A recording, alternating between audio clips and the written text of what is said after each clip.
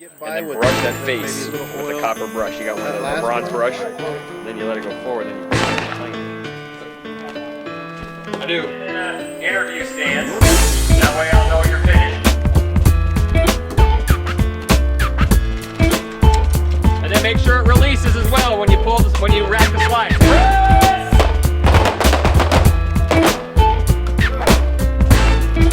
Well, I tell you, working out here and working in training is a real job.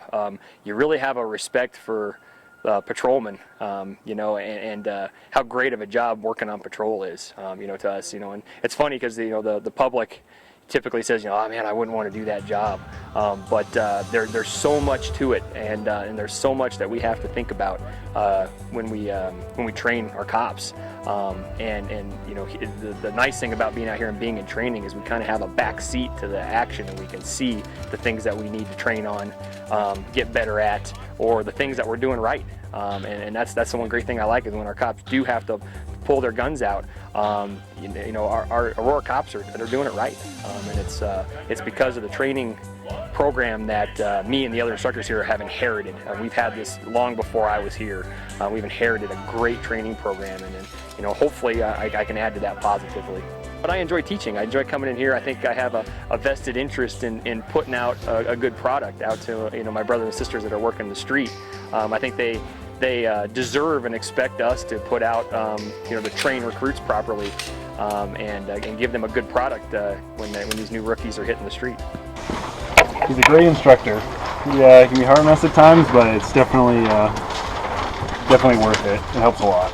Well, when a new basic recruit comes into the academy, you know, there's a few things that we really want to instill in them. The things that come to mind right off the bat is being able to work as a team, being able to know that you can't do this job by yourself. That you have to rely on your partner. You got to rely on the other people, the other cops that are on the street with you, because nobody else is watching out for you. And you got to instill that in the recruits right off the bat, that they work as a team, that they rely on each other, and also just know that they know they can rely on each other, you know, to get whatever mission they need to accomplish, to be able to get, you know, those things done. You know, we also want to instill in them a level of confidence in themselves and in the skills that we teach them. That's one of the big things, especially with firearms training, is that they have confidence and know what they can do and what they can't do.